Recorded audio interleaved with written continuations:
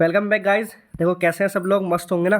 देखो एफकेट, CDS, SSC, ये तीनों मैंने इसलिए लिखे हैं क्योंकि जो मैथ का सिलेबस हमारा एफकेट में आता है वही सीडीएस में भी जानते हैं। देखो अर्थमेटिक एडवांस दोनों आता है, तो अर्थमेटिक पोर्शन वही है जो एफकेट के लिए पढ़ना है। एसएससी में भी वही है, बस एसएससी में थोड़ा लेवल हार्ड हो जाता है। ठीक है, तो कोशिश करेंगे कि एसएससी के भी कुछ पॉइंट्स हम टच करते चलें एफकेट के लिए, क्योंकि एफकेट का लेवल अब देखें तो वो इंक्रीज़ होता जा रहा है, हार्ड होता जा रहा है। ठीक है, तो अब सबसे पहले क्या करेंगे, सब सब्जेक्ट के हम अपने सिलेबस देखेंगे क्या क्या आता है क्या क्या नहीं। ठीक, तो आज कवर करने वाले हैं हम मैथ का सिलेबस। तो देखो मैथ का सिलेबस समझ लेते हैं क्या क्या आता है।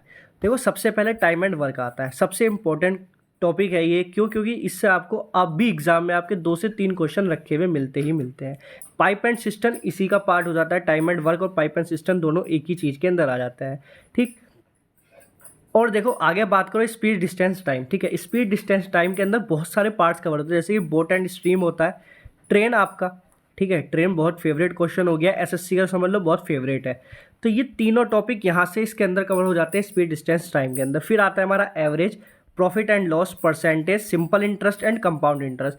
Simple interest and compound interest important हो चुका है हमारा 2 बार से, क्योंकि पहले ये इसको थोड़ा पूछा जाता था, बट जो नया अपडेट आया था, हमारे जो चेंजेस हुए थे अभी, उसके बाद एफकेट ने इसको कंपलसरी एक अलग से चैप्टर डाल दिया, यानी कि दोनों इंपॉर्टेंट हो जाता है अब हमारे लिए।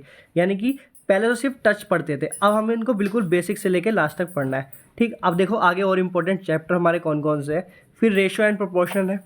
क्लॉक जानते हो कि अभी नए पैटर्न से ऐड हुआ है, तो क्लॉक भी पढ़ना है। क्लॉक वैसे रीजनिंग का पार्ट होता था, बट यहाँ मैथ में डाला गया है, तो मैथ में सारे इंपॉर्टेंट पार्ट्स के पढ़ने। Area and parameter new topic डाला गया है। प्रोबेबिलिटी हमारा न्यू टॉपिक डाला गया है। ठीक है, डेसिमल फ्रिक्शन पहले से आता था, नंबर सिस्टम हमारा पहले से है। मिक्सचर एंड एलिगेशन एक मेथड है सॉल्व करने का, क्वेश्चन डाल दिया गया, यानी कि सब रिलेटेड क्वेश्चन आने हैं, क्योंकि ये भी टॉपिक डाल दिया।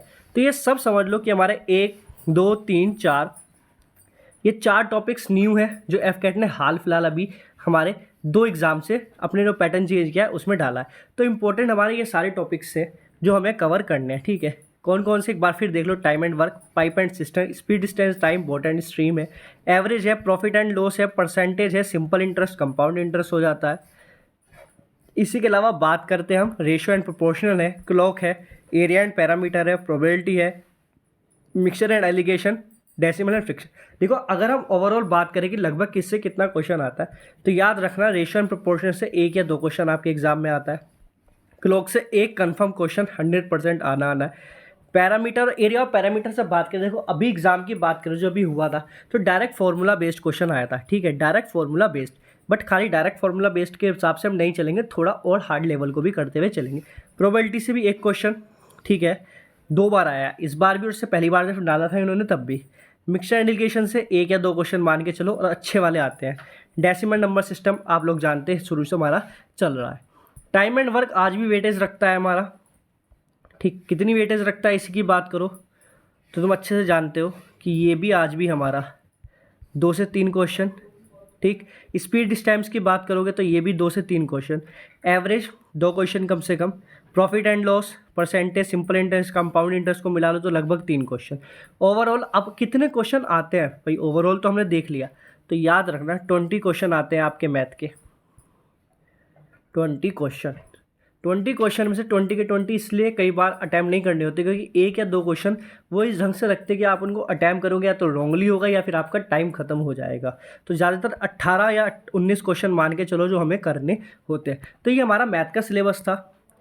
पीडीएफ इसकी अपलोड कर दूंगा मैं आपके टेलीग्राम चैनल पर। आप जानते हैं कहाँ मिली आपको पीडीएफ, अपने टेलीग्राम चैनल पर fcat.journey पे ही फ्री पीडीएफ है। इससे पहले भी ऑलरेडी सारी पीडीएफ पड़ी हुई है, अगर किसी को बहुत जल्दी कवर करना है तो जो पहले टॉपिक्स डाला हुआ है सारा वो कवर कर सकते हो, बाकी टाइम टू टाइम कवर करना है। तो ये अब की बार बैच का नाम हमारा शिखर बैच होने वाला है।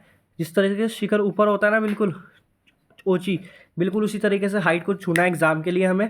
और अब की बार देखो चेंजेस क्या है, अब तक हम सिर्फ मैथ और रीजनिंग और हिस्ट्री कवर कर रहे थे ना, अब की बार हम मैथ भी कवर करेंगे, अपना रीजनिंग भी कवर करेंगे जो हमेशा हम करते थे।